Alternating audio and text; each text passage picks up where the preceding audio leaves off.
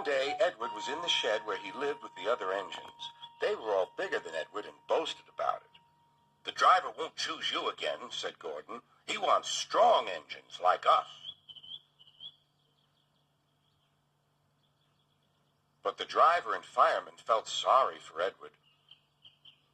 "Would you like to come out today?" "Oh, yes, please," said Edward. So they lit his fire, made lots of steam, and Edward puffed away.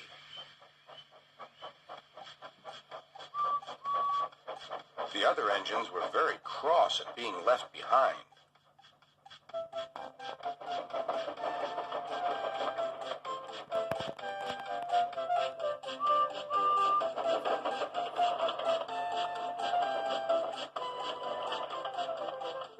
Edward worked hard all day.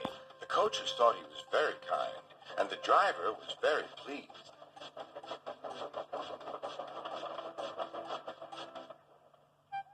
"I'm going out again tomorrow," Edward told the other engines that night. "What do you think of that?"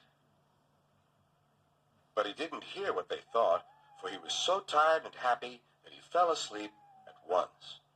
Next morning, Edward woke up to find nothing had changed. Gordon was still boasting. "You watch me, little Edward, as I rush through with the express. That will be a splendid sight for you. Goodbye, little Edward. Look out for me this afternoon."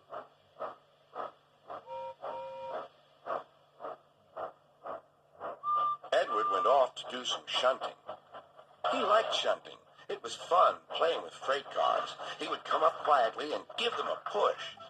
Then he would stop, and the silly freight cars would go bump into each other.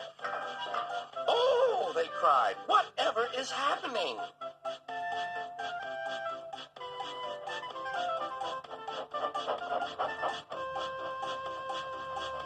Edward played till there were no more freight cars.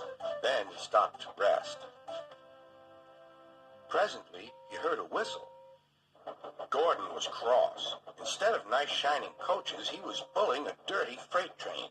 "A freight train, a freight train, a freight train," he grumbled.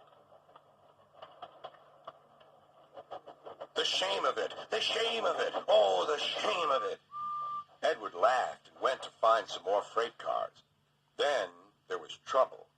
"Gordon can't get up the hill," the porter called to Edward's driver. "Will you take Edward and push him, please?" They found Gordon halfway up and very cross. His driver and fireman were talking to him severely.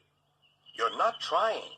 "I can't do it," said Gordon. "The noisy freight cars hold an engine back so." Edward's driver came up. "We've come to push." "No use at all," said Gordon. "You wait and see," replied Edward's driver. They brought the train back to the bottom of the hill.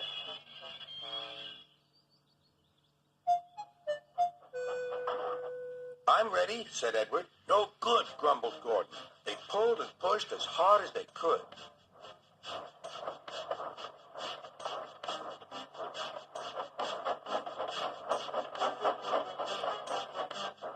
"I can't do it! I can't do it! I can't do it!" puffed Gordon. "I will do it! I will do it! I will do it!" puffed Edward. Edward pushed and puffed and pushed as hard as ever he could.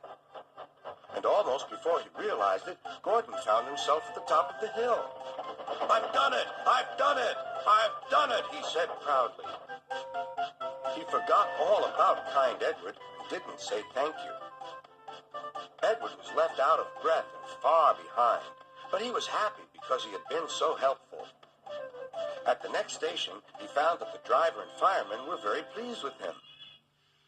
The fireman gave him a nice long drink, and the driver said, "I'll get out my paint tomorrow and give you a beautiful coat of blue with red stripes. Then you'll be the smartest engine in the shed."